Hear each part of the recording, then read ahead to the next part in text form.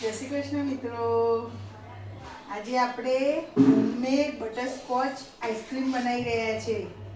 બહારના આઈસ્ક્રીમ તમે કેવા બનાવ્યા હોય કેવા નહીં, અમે શુદ્ધ દૂધમાંથી ઘેર જ બનાવીએ છીએ। જો તમે આની આઈસ્ક્રીમ જો કેવો છે સરસ।